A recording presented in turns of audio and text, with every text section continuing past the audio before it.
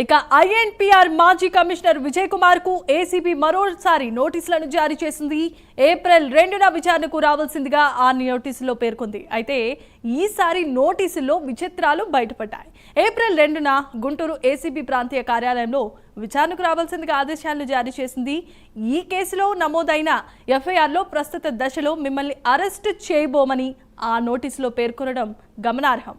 2024 November 14న అవినీతి నిరోధక చట్టంలోని సెక్షన్ 7 ప్రకారం నమోదైన కేసులో విచారణకు రావాల్సిందిగా ఆదేశాలు జారీ చేసింది. కేసు విచారణ సందర్భంగా అవసరమైన అన్ని డాక్యుమెంట్లను తీసుకురావాల్సిందిగా ఏసీబీ తెలిపింది. ఈసారి విచారణకు రాని పక్షంలో బిఎన్ఎస్ఎస్ యాక్ట్ కింద అరెస్టు చేస్తామని ఏసీబీ పేర్కొంది. ఇదే అంశానికి సంబంధించి మరిన్ని అప్డేట్స్ అందించడానికి మా కరెస్పాండెంట్ రాజ్ కుమార్ సిద్ధంగా ఉన్నారు. రాజ్ కుమార్, చెప్పండి.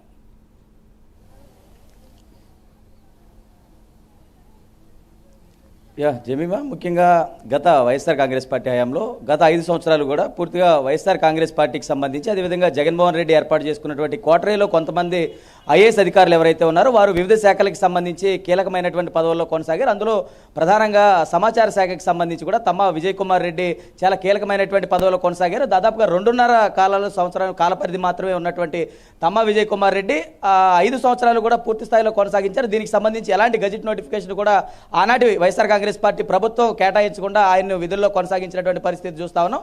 అయితే ముఖ్యంగా దీనికి సంబంధించి ఏదైతే తమ్మ విజయ్ కుమార్ రెడ్డి గత గడిచిన 5 సంవత్సరాల్లో కూడా దాదాపుగా 371 కోట్ల రూపాయలు సాక్షి పేపర్కు అదేవిధంగా సాక్షికి సంబంధించి కేవలం ప్రకటనల రూపంలో ఇచ్చినటువంటి పరిస్థితులు. దీనికి సంబంధించి ఎలాంటి బిల్స్ కానీ ఎలాంటికి సంబంధించినటువంటి ప్రొక్యూర్మెంట్ ఇలాంటి వాటిలో కూడా ఇప్పటివరకు చూపించినటువంటి పరిస్థితులు ఉన్నాయి. కాబట్టి ఈ నేపథ్యంలో ఎప్పుడైతే కూటమి ప్రభుత్వం అధికారంలోకి వచ్చిందో ఆయన్ను వీటికి సంబంధించి అవినీతి నిరోధక శాఖ చట్టానికి సంబంధించి 2024 నవంబర్ 14వ తారీఖున వీరికి సంబంధించి నోటీసులు జారీ చేసింది.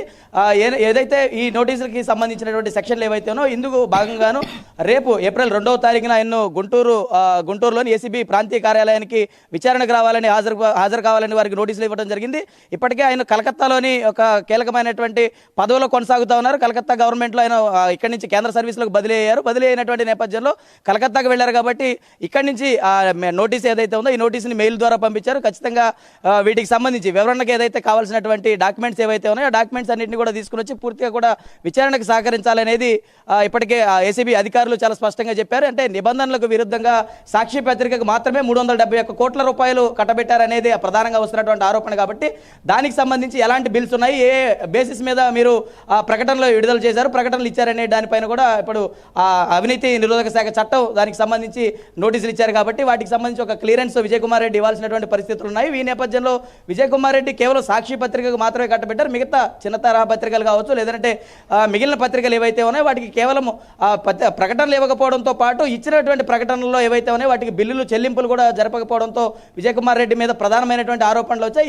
ఇదే విధంగా అంటే ఎప్పుడైతే ప్రభుత్వం మారిందో ప్రభుత్వం మారినటువంటి వెంటనే విజయ్ కుమార్ రెడ్డి ఇక్కడి నుంచి కలకత్తా అంటే ఏదైతే ఇతర శాఖలకు సంబంధించి ఏదంటే బదిలీ అవ్వాలని ఆయన ట్రాన్స్ఫర్ పెట్టుకోవడం, కేంద్ర సర్వీసుల నుంచి ఆయనకి అనుమతి రావడం, వెంటనే ఆయన ఇక్కడి నుంచి బదిలీ అయి వెళ్ళటం, ఇవన్నీ కూడా ఒకసారి అనుమానాలకు దారితీయడంతో కూటమి ప్రభుత్వం అధికారంలోకి వచ్చినటువంటి తర్వాత దీని మీద ఒక చర్యలు తీసుకోవాలనేటువంటి నిర్ణయం తీసుకుంది. అందులో భాగంగానే అటు అవినీతి నిరోధక శాఖ చట్టంలో దీన్ని కేసుకి బదలాయించారు. ఆ బదలాయించినటువంటి నేపథ్యంలో విజయ్ కుమార్ రెడ్డి నిజంగానే 371 కోట్ల రూపాయలు అవినీతికి పాల్పడితే కనుక ఖచ్చితంగా ఆయన మీద చర్యలు ఉండేటువంటి అవకాశం ఉంది. కాబట్టి ఈ 371 కోట్ల రూపాయలు కేవలం సాక్షికే వచ్చారా, ఎటువంటి బిల్స్ని ఆయన ఐఎన్పిఆర్ శాఖలో సమర్పించారు, ఇటువంటి విషయాలన్నీ కూడా తెలియాల్సినటువంటి అవసరం ఉంది. విజయ్ కుమార్ రెడ్డి ఎప్పుడైతే అంటే ఏప్రిల్ 2వ తారీఖున ఏదైతే గుంటూరుకి సంబంధించినటువంటి ప్రాంతీయ కార్యాలయంలో హాజరు కావాలన్నారు. కాబట్టి ఇప్పటికే 2 సార్లు ఆయన నోటీసులు ఇచ్చినప్పటికీ కూడా రాలేదు. కానీ ఈసారి రాకపోతే కనుక బిఎన్ఎస్ చట్టం కింద ఆయన్ని అరెస్ట్ చేస్తామని కూడా చాలా స్పష్టంగా చెప్పారు. కాబట్టి విజయ్ కుమార్ రెడ్డి అయితే మాత్రం ఈసారి ఖచ్చితంగా విచారణకైతే రావాల్సినటువంటి అవసరం కనపడుతుంది.